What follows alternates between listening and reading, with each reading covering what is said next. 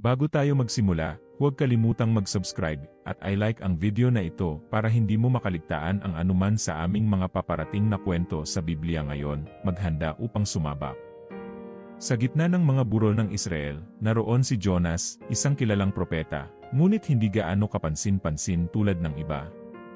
Sa loob ng mga taon, natutunan niyang sundin ang mga utos ng Panginoon ng walang tanong, ngunit sa araw na iyon, habang nakatayo siya sa ilalim ng mainit na araw, ang hangin sa paligid niya ay tila mas mabigat, mas marahas. Isang bagay ang tiyak, may paparating na mensahe mula sa Diyos. Jonas, bulong ng tinig na bumaba mula sa langit, malalim at makapangyarihan. Tumayo ka, pumunta ka sa dakilang lungsod ng Ninive at ipahayag mo laban dito sapagkat ang kanilang kasamaan ay umabot sa akin. Tumayo si Jonas, nanlalamig ang pawis sa kanyang noo. Ninive, ang lungsod ng mga Asiryanong kilala sa kanilang kalupitan.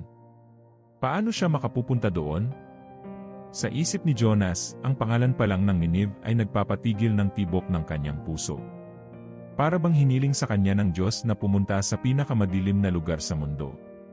At ano ang gagawin niya doon? Pangaralan ang mga barbarong ito. Huwag sila. Hindi sila nararapat sa iyong awa, bulong ni Jonas sa sarili.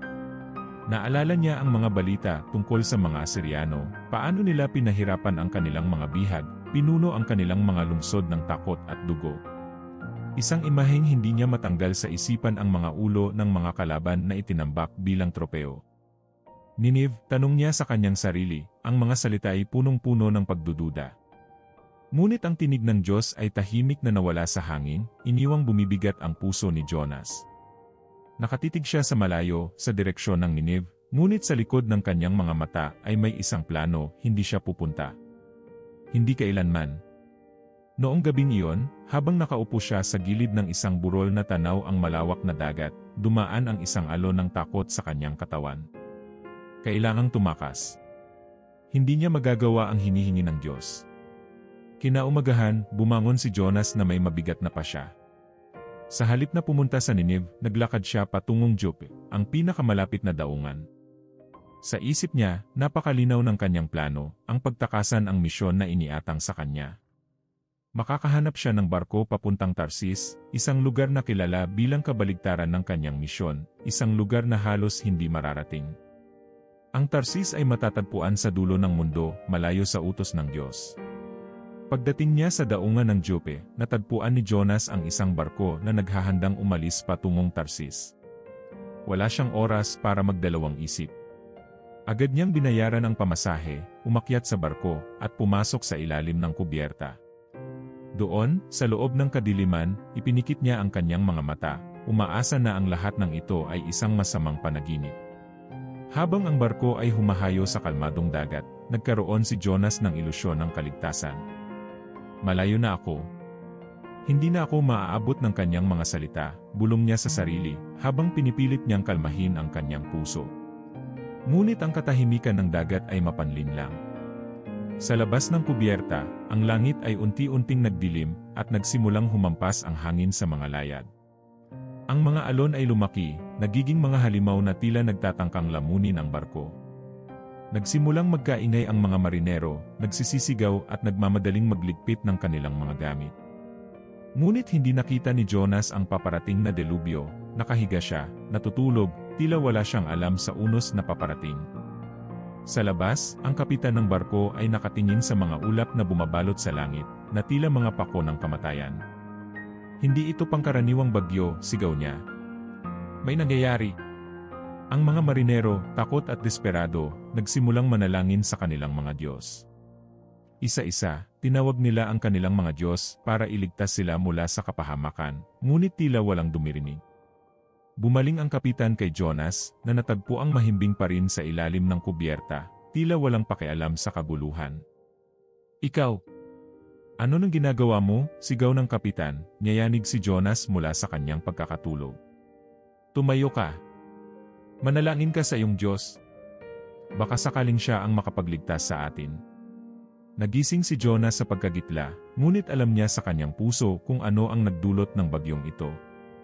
Hindi niya kailangan pang tumingala sa langit para maunawaan, ito ang kamay ng Diyos, sinusundan siya, hinihintay ang kanyang pagsuko. Habang si Jonas ay nagising mula sa kanyang pagkakatulog, ang tunog ng umaalimpuyong hangin at ang dagundong ng mga alon ay lalo pang lumalakas. Puno ng takot ang mga mata ng kapitan at ng mga marinero, hindi na nila malaman kung paano pa ililigtas ang barko mula sa pagkawasak. Lahat sila'y nasa gulo, nagpapalipat-lipat ng mga gawain sa kalituhan. "Manalangin ka," sigaw muli ng kapitan kay Jonas, "baka ang Diyos mo ang makaligtas sa atin." Sa bawat sandali, nararamdaman ni Jonas ang bigat ng kanyang desisyon na tumakas.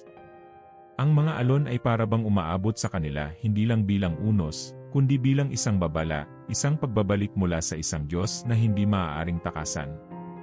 Ang mga marinero, desperado na, nagpasya, "Maghagis tayo ng palabunutan para malaman kung sino ang may kagagawa ng unos na ito."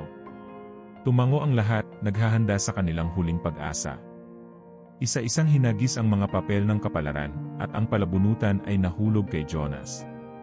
Natigilan ang mga tao.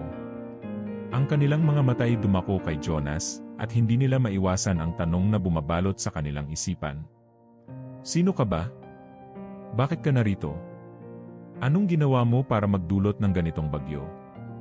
Tumitig si Jonas sa mga mata ng bawat isa, nararamdaman ang kanilang takot at ang kanyang sariling pagkabigo. Huminga siya ng malalim at sa kauna-unahang pagkakataon, binitawan niya ang katotohanan na matagal na niyang pinipigil. "Ako'y isang Hebreo," wika niya, "at dinugtungan, sinasamba ko ang Panginoon, ang Diyos ng kalangitan, na lumikha ng dagat at ng lupa." Bumigat ang hangin sa paligid nila, para bang ang pahayag na iyon ay may sariling bigat. Nakita sa mga mukha ng mga marinero ang takot, hindi nila kilala ang Diyos ni Jonas, pero ang kwento tungkol sa Diyos ng kalangitan at lupa ay isang bagay na hindi nila kayang baliwalain. "Ano ang gagawin namin sa iyo?" tanong ng isa sa mga marinero, ang kanyang boses nanginginig sa takot.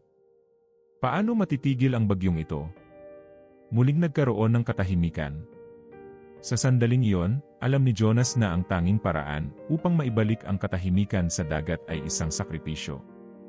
Siya ang may kagagawa ng lahat ng ito at wala ng ibang solusyon. "Tangayin niyo ako sa dagat," wika ni Jonas, ang kanyang boses mabigat pero buo. "Kapag ginawa ninyo, ang dagat ay tatahimik. Alam kong ako ang dahilan kung bakit sumapit ang malakas na bagyong ito." Nagkatinginan ang mga marinero, hindi makapaniwala sa narinig. Papatayin nila ang lalaking ito. Bagamat alam nilang siya ang may kagagawan, may awa pa rin sa kanilang mga puso.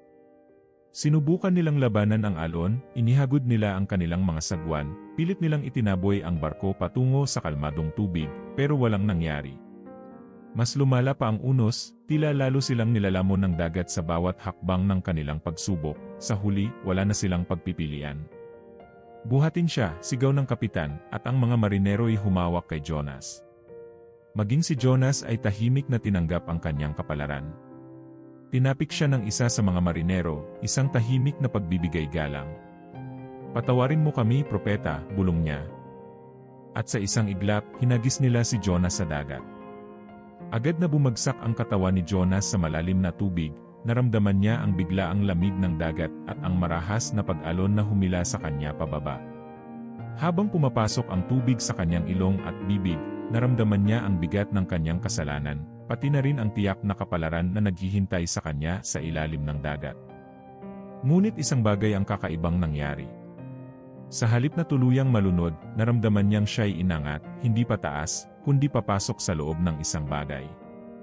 Ang dilim ay bumalot sa kanya, at ang pakiramdam ng pagiging siksik at mahigpit na paligid ay nagbigay sa kanya ng kakaibang takot. Nasa loob siya ng isang dambuhalang nilalang. Napalunok si Jonas, pakiramdam niya'y napakalayo na mula sa liwanag. Tila isang dambuhalang balyena ang lumamon sa kanya, at ngayon, naroon siya sa loob ng kadiliman. Ang kanyang katawan ay nalubog sa kakaibang amoy at basa, at halos wala siyang makita. Habang nakahiga siya roon, nakaramdam siya ng matinding kapanglawan. Alam niya ang ginawa niya, sinubukan niyang takasan ang Diyos, at ngayon, tila walang pag-asang makabalik. Ngunit sa kalaliman ng dagat, sa loob ng hayop na ito, may kakaibang katahimikan. Sa ibabaw ng dagat, agad na humupa ang bagyo.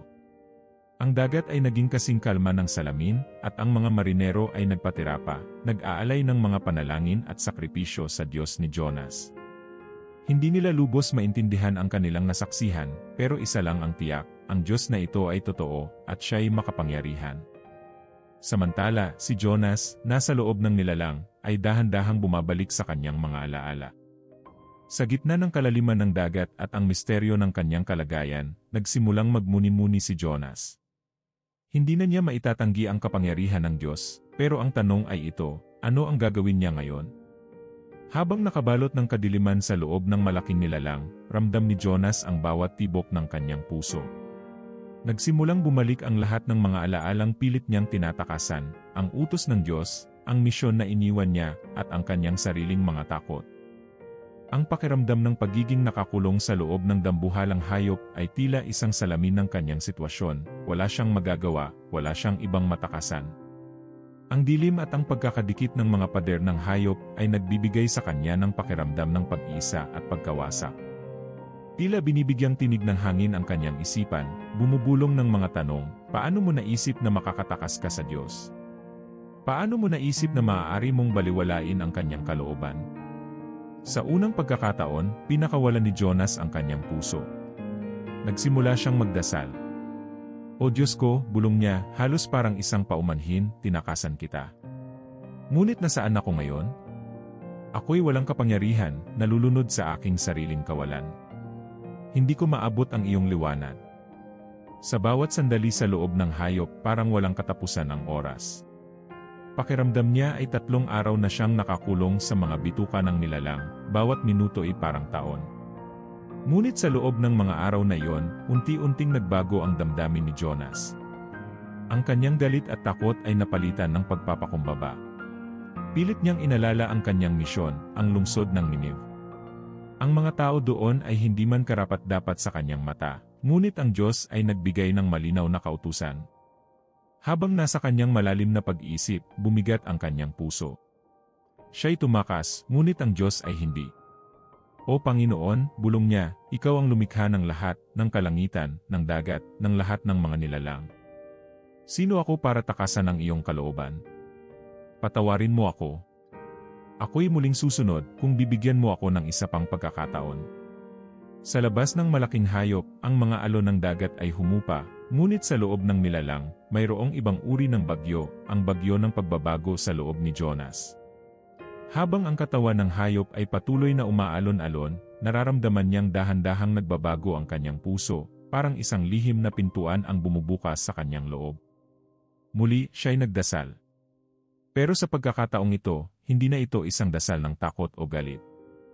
Ang kanyang tinig ay puno ng pagsisisi, ngunit puno rin ng pag-asa. Salamat sa iyong awa, Panginoon, wika niya. Bagamat ako'y tumakas, hindi mo ako iniwan. Bagamat ako'y lumayo, hindi mo ako tinalikuran. Sa wakas, naramdaman ni Jonas ang kakaibang kilos ng malaking nilalang.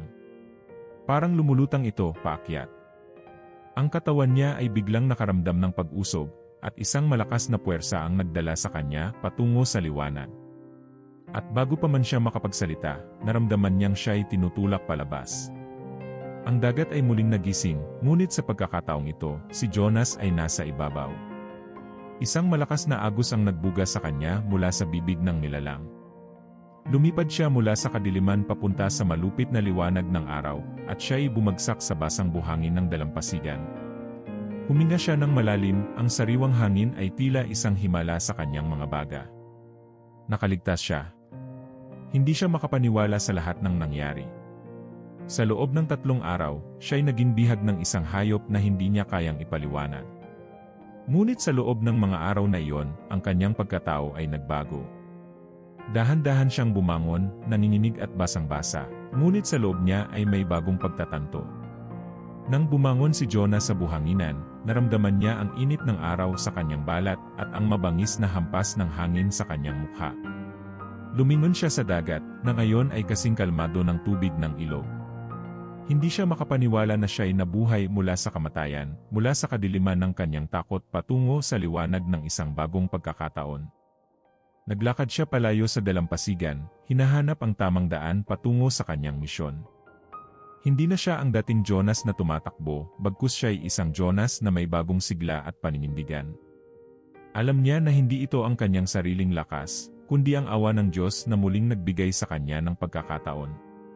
Habang siya'y naglalakad, muli siyang kinausap ng tinig ng Diyos, ngunit sa pagkakataong ito, hindi na siya natakot. Tumayo ka, pumunta ka sa Nineve, at ipahayag mo ang mensahe na ibibigay ko sa iyo. Ang mga salitang iyon ay tila bumabalot sa kanyang buong katawan, ngunit ngayon, walang pag-aalinlangan sa kanyang puso. Alam niyang kailangan na niyang tuparin ang kanyang misyon, gaano man ito kahirap o kaiba sa kanyang iniisip. Binalingan niya ang daan patungo sa Nineve, ang kanyang puso'y puno ng pananampalataya at bagong hangarin. Ito na ang simula ng kanyang muling pagsilang, hindi lamang bilang isang propeta, kundi bilang isang tao na buong pusong tumatalima sa kalooban ng Diyos. Sa kanyang isipan, naririnig niya pa rin ang dagundong ng mga alon, ang pagbugso ng hangin, at ang kakaibang katahimikan sa loob ng dambuhalang hayop. Ngunit lahat ng iyon ay bahagi na ngayon ng nakaraan. Ang kanyang direksyon ay malinaw, Nineve, at ang Diyos na nagbibigay ng awa, kahit sa mga hindi niya nauunawaan. Habang si Jonas ay naglalakad papalayo sa dalampasigan, bumalik sa kanya ang init ng araw at ang hangin na tila nililinis ang kanyang isip. Ngunit ang bigat ng kanyang misyon ay nakaukit pa rin sa kanyang puso. Nineve. Ang pangalan pa lang ng lungsod ay nagbibigay pa rin ng kaba sa kanyang dibdib. Isang lungsod na kilala sa kalupitan, ang kabisera ng isang bansa na nagpuno ng takot sa bawat sulok ng Israel. Paano niya maipapahayag ang mensahe ng Diyos sa mga taong ito? Habang naglalakbay siya patungo sa Nineve, sa kalaliman ng kanyang pag-isip, hindi niya maiwasang magtanong, bakit Nineve? Bakit sila? Habang mas malapit siya sa kanyang destinasyon, mas nararamdaman niya ang bumibigat na tanong sa kanyang isipan. Ngunit ngayon, hindi na siya tumatakas. Sa halip, tinanggap niya na may dahilan ng Diyos, kahit hindi niya ito lubos na nauunawaan. Sa kalagitnaan ng kanyang paglalakbay, natutulog si Jonas sa ilalim ng isang puno. Habang humihina siya ng malalim, biglang sumagi sa kanyang alaala ang kanyang mga karanasan sa loob ng dambuhalang hayop. 3 araw 3 gabing nakakulong sa kadiliman. Pero bakit? Naalala niya kung paano siya nanalangin, at kung paano siya pinakawalan, pero ngayong nasa labas na siya, nagsisimulang bumalik ang kanyang dating mga tanong. Ngunit bago pa siya tuluyang lamunin ng mga pagdududa, bumaba ang kalmadong tinig ng Diyos. Jonas, tandaan mo, ikaw ay aking hinirang upang magdala ng liwanag, kahit sa pinakamadilim na lugar. Tumayo si Jonas mula sa kanyang pagninilay, ang kanyang puso'y puno ng bagong tapang. Sa kabila ng kanyang mga pagdududa, alam niyang kailangan niyang tuparin ang kanyang misyon. Hindi na ito tungkol sa kanyang sariling opinyon, ito ay tungkol sa Diyos at sa kanyang plano. Dumating si Jonas sa harap ng mga tarangkahan ng Nineve. Ang mga pader ng lungsod ay napakataas, tila ba isang higanteng nagbabantay laban sa kanya. Naglakad siya sa mga kalsada ng Nineve, napapalibutan ng mga taong hindi niya kilala, mga taong tingin niya ay hindi karapat-dapat sa awa ng Diyos. Ang mga mata niya ay nagmamasid sa kanilang mga galaw, ang mga sundalo na nagtataglay ng mga espada, ang mga mangangalakal na tumatawad, at ang mga mamamayan na tila walang alam sa mensaheng dala niya. Kahit punong-puno ng galit ang kanyang puso, naramdaman niya ang muling pagkilos ng Diyos. Ipahayag mo ang aking mensahe, Jonas, bulong ng Panginoon sa kanyang puso. Huminga siya ng malalim. Nakatingin siya sa kalangitan, at binitawan niya ang unang salita ng kanyang pangaral.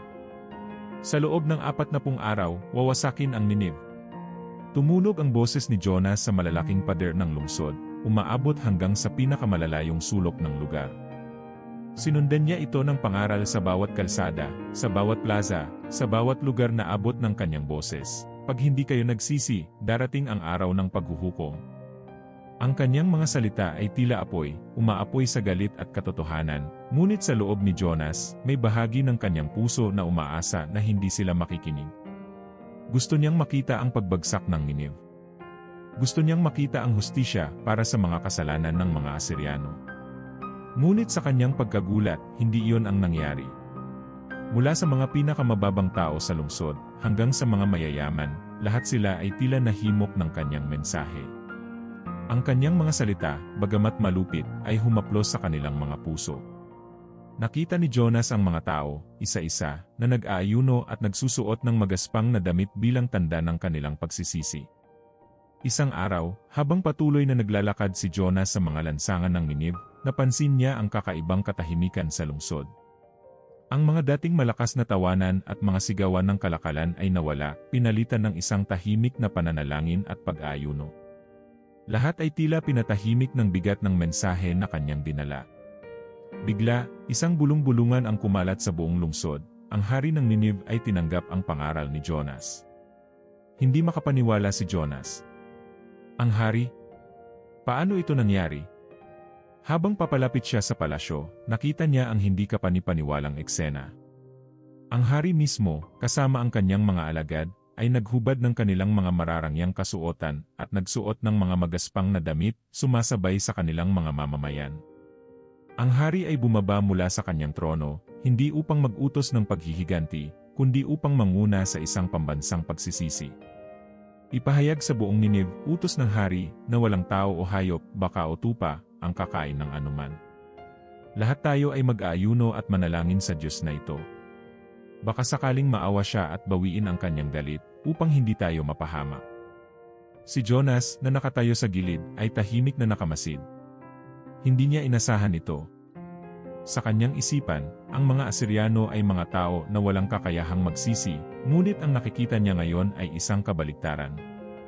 Nakita niyang bumaba ang hari, yumuko sa lupa, at nagdasal ng may kapakumbabaan. Habang ang araw ay papalubog, ang buong lungsod ay naging isang larawan ng pagsisisi. Mula sa pinakamataas na pinuno hanggang sa pinakamababang alipin, lahat sila ay dumulog sa harap ng Diyos, umaasang ang kanyang galit ay hindi darating. Habang nananatiling tahimik si Jonas, may bumabalot na bigat sa kanyang puso. Isang bahagi ng kanya ang naiinis, nais niyang makita ang pagbagsak ng Ninive. Nais niyang makita ang kanilang kaparusahan. Ngunit isa pang bahagi ng kanya ang alam na, sa kanyang puso, na ang Diyos ay Diyos ng awa, at hindi niya hahayaan ang pagkawasak ng mga taong nagsisisi.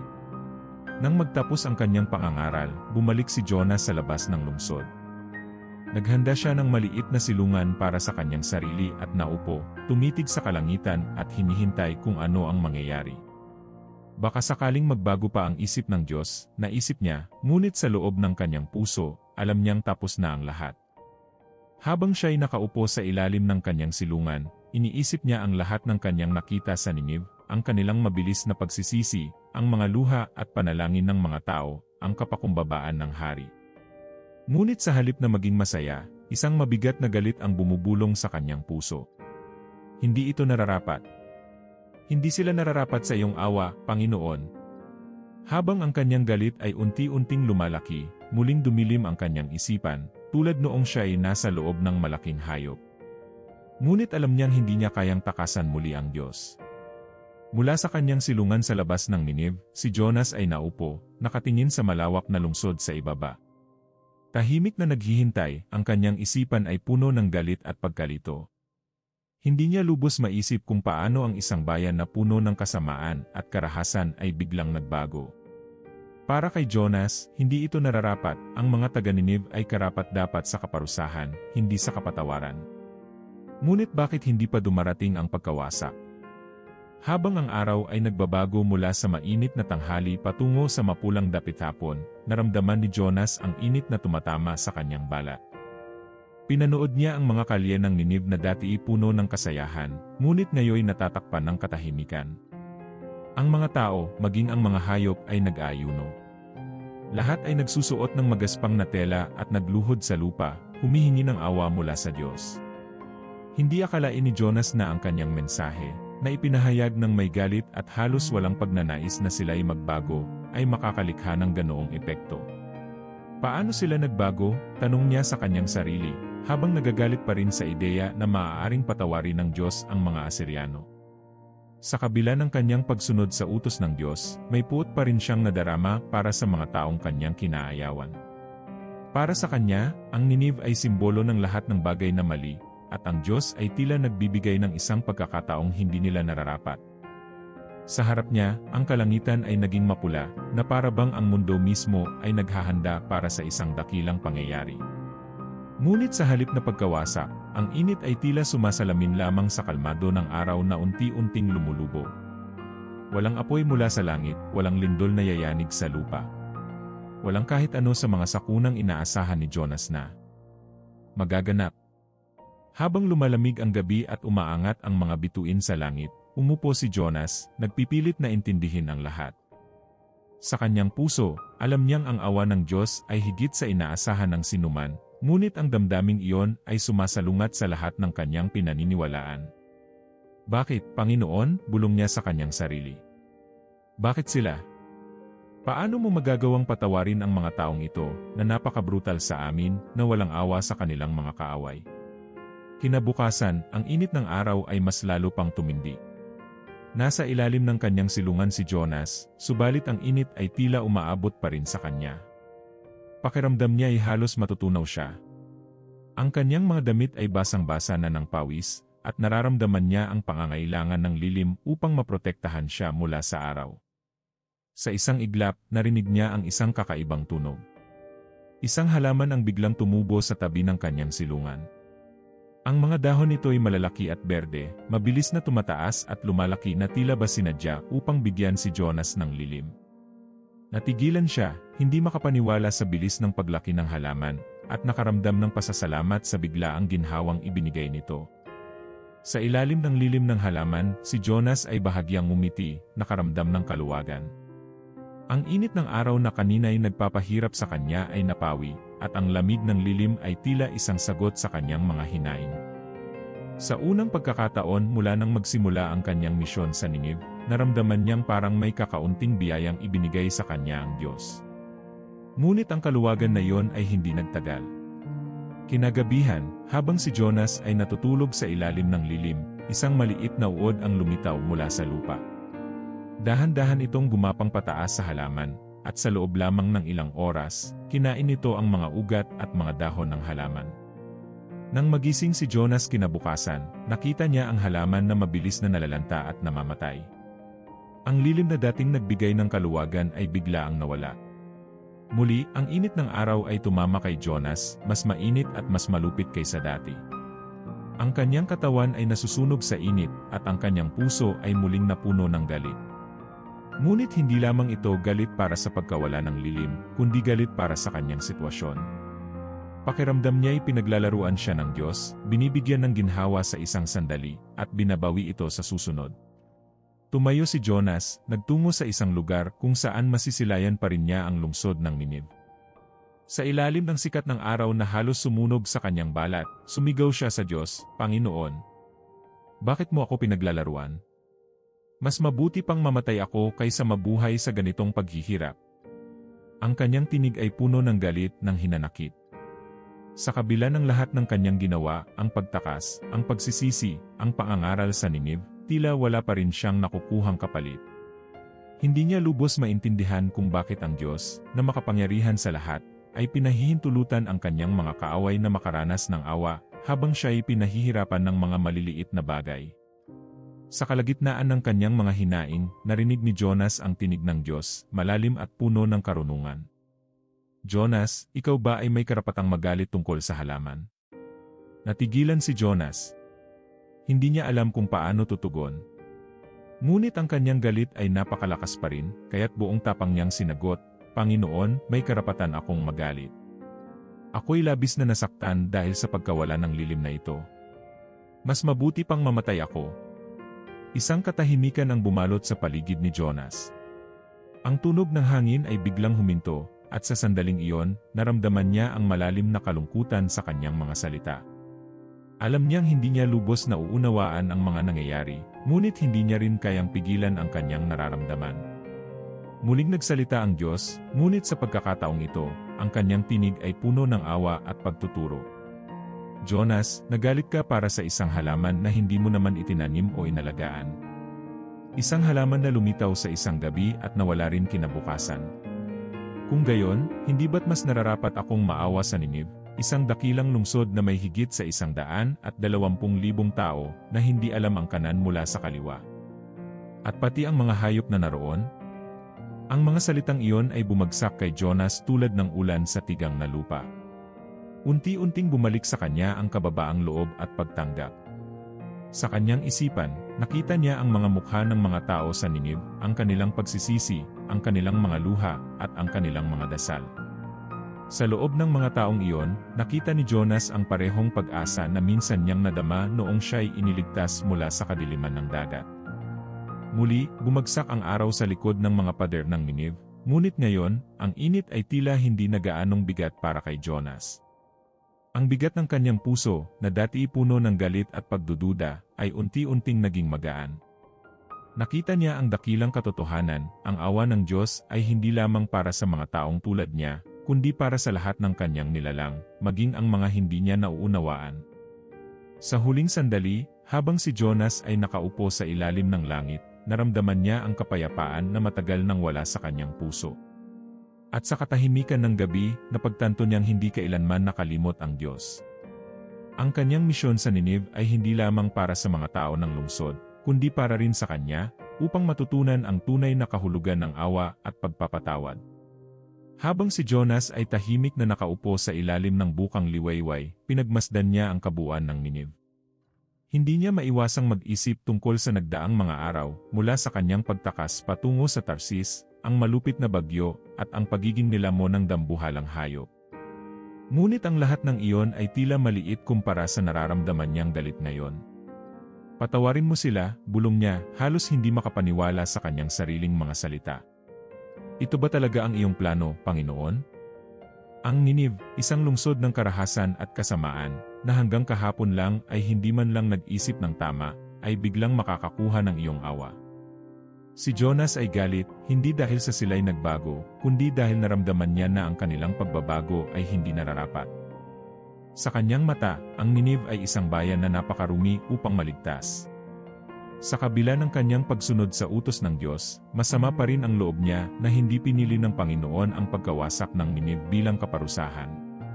Tumingin si Jonas sa langit at sumigaw, Panginoon, hindi ba't ito ang kinatatakutan ko noong una pa lang? Hindi ba't kaya ako tumakas patungo sa Tarsis?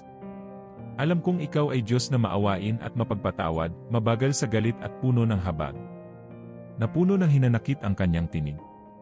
Kaya ko piniling tumakas. Dahil alam kong papatawarin mo sila. Alam kong mas pinipili mo ang pagkahabag kaysa sa paghuhukom. At ngayon, narito ako, nakikita ang mga taong ito, mga kaaway ng aking bayan, na tinanggap mo na parang sila'y mga inosente.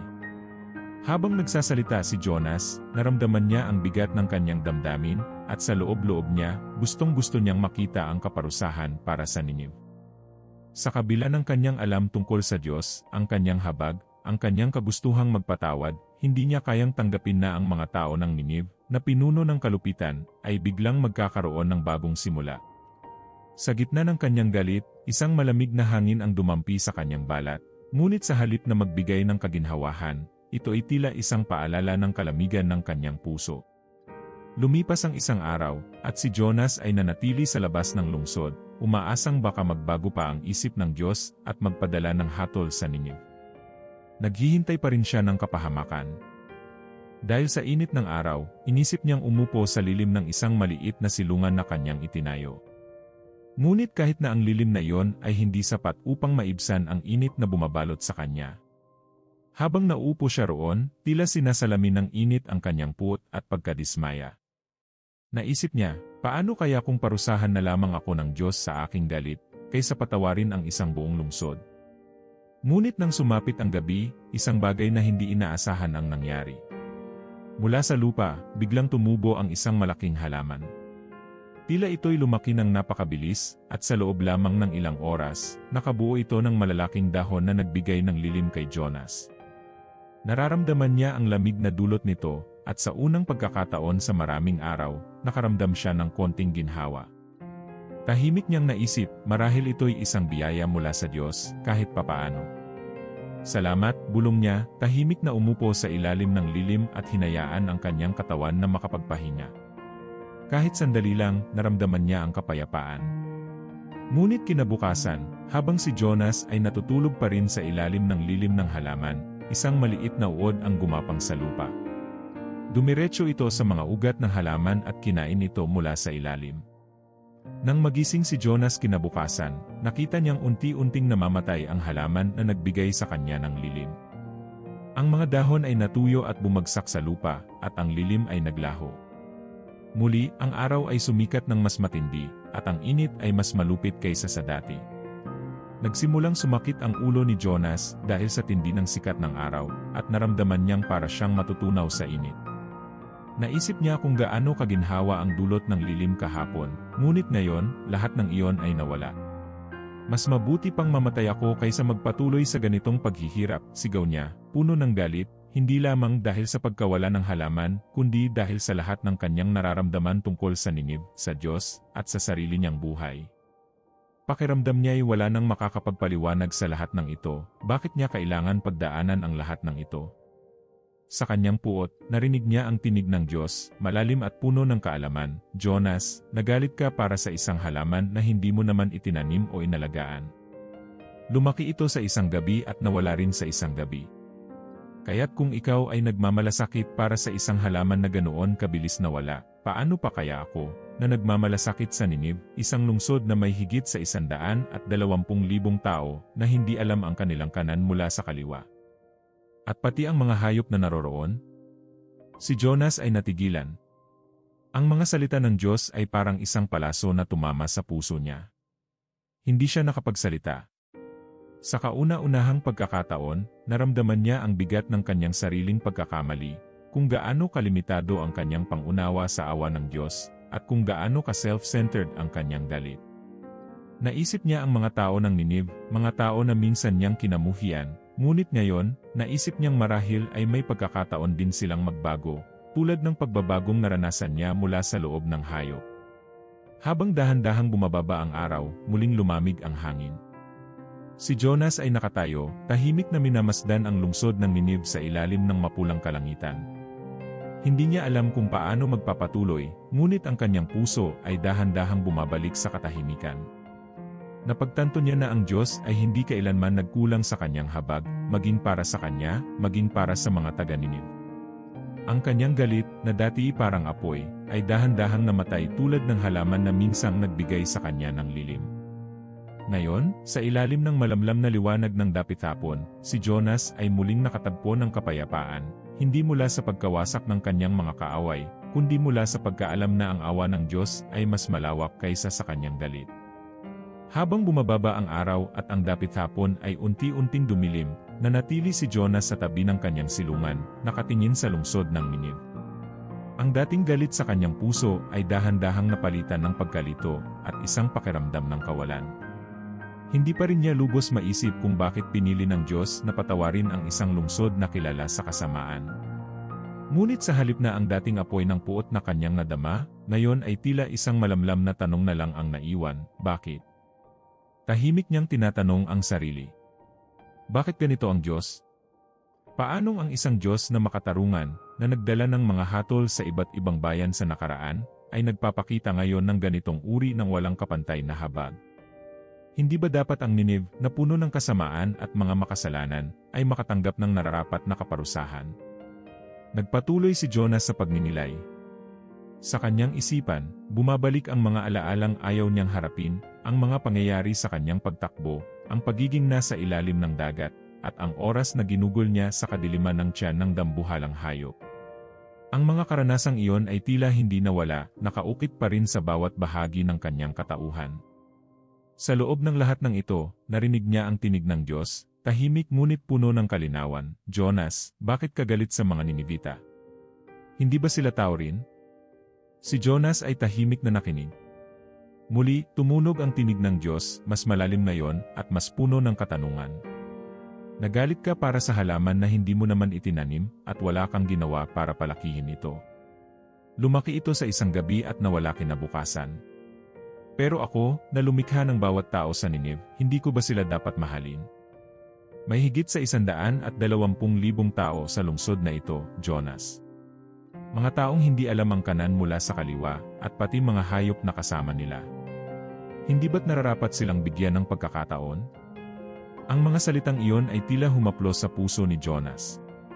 Ang lahat ng kanyang mga hinaing at hinanakit ay unti-unting naglaho, habang iniisip niya ang mga tao ng Ninive, ang kanilang pagsisisi, ang mga mukha ng mga batang wala pang muwang, at ang kanilang pagsusumikap na magbago. Naalala niya kung paano nila tinanggap ang kanyang mensahe, hindi bilang isang babala, kundi bilang isang pag-asa na maaari pa silang magbago. Habang iniisip ito ni Jonas, naramdaman niyang unti-unting bumabalik ang kapayapaan sa kanyang puso. Sila'y karapat-dapat din sa awa ng Diyos. Sa mga araw na nagdaan, si Jonas ay nanatiling tahimik, pinag-iisipan ang lahat ng nangyari. Naalala niya ang sarili niyang pagkatakot at pagdududa, ang kanyang pagtakbo mula sa Diyos, at ang kanyang pakiramdam ng pagiging hindi karapat-dapat na maging propeta. Ngunit higit sa lahat, naalala niya kung paano siya iniligtas ng Diyos mula sa kamatayan. Mula sa pinakamadilim na kalaliman ng dagat, binigyan siya ng Panginoon ng pangalawang pagkakataon.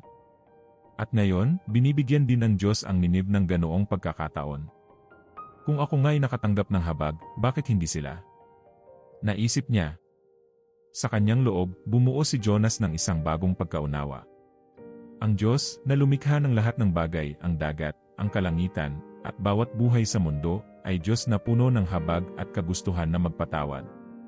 Ang mga tao ng Nineve ay nagkasala, ngunit sila rin ay nagpakita ng pagsisisi, isang bagay na bihira, ngunit mahalaga. Habang si Jonas ay nagpatuloy sa pagmumuni-muni, hindi niya namalayan na ang kanyang galit ay ganap nang nawala. Sa halip, isang pakiramdam ng kalmado at pagtanggap ang bumalot sa kanya. Alam niya na ang kanyang misyon ay hindi lamang para iligtas ang Nineve mula sa pagkawasak, kundi upang turuan din siya ng Diyos ng mas malalim na leksyon tungkol sa awa at pagpapatawad. Habang papalapit na ang gabi at bumababa na ang liwanag ng araw, tahimik na tumayo si Jonas. Tumingala siya sa langit, napansin ang mga bituin na unti-unting lumilitaw at huminga ng malalim. Sa wakas, napagtanto niya na ang lahat ng nangyari ay bahagi ng isang mas malaking plano, isang plano na hindi lamang tungkol sa pagkawasak o hatol, kundi tungkol sa pag-asa. Ang tanong ng Diyos ay umalingaw-ngaw sa kanyang isipan, hindi ba sila dapat bigyan ng pagkakataon? Ngayon, alam ni Jonas ang sagot. Sila'y karapat-dapat. Ang mga tao ng Nineve ay mga nilalang din ng Diyos, at sila ay binigyan ng parehong pagkakataon na minsang ibinigay sa kanya. Sa ilalim ng kalmadong langit, si Jonas ay napuno ng kapayapaan. Ang kanyang misyon ay natapos na, ngunit higit pa roon, ang kanyang puso ay nagbago na rin. Siya'y umalis sa Nineve hindi lamang bilang isang propeta na tumupad sa utos ng Diyos, kundi bilang isang tao na natutunan ang tunay na kahulugan ng awa at pagmamahal. Ang Nineve ay naroon pa rin, ang mga ilaw mula sa mga tahanan ay nagliliwanag sa dilim. Ngunit ngayon, nakita ni Jonas ang lungsod sa ibang paraan. Hindi na ito isang lugar ng kasamaan, kundi isang lugar ng pag-asa at bagong simula. Habang si Jonas ay naglakad papalayo sa lungsod, naramdaman niya ang malamig na hangin na dumadampi sa kanyang mukha. Hindi na siya galit, hindi na siya nagtataka. Ngayon, siya'y napuno ng pag-asa, sapagkat alam niya na ang Diyos na kanyang sinasamba ay isang Diyos na nagbibigay ng mga pangalawang pagkakataon, hindi lamang para sa Nineve, kundi para sa lahat ng tao, kasama na rin siya. At sa katahimikan ng gabi, tahimik na naglakad si Jonas, dala ang isang leksyong hindi niya inaasahang matutunan, ang awa ng Diyos ay walang hanggan, at ang kanyang pagmamahal ay para sa lahat.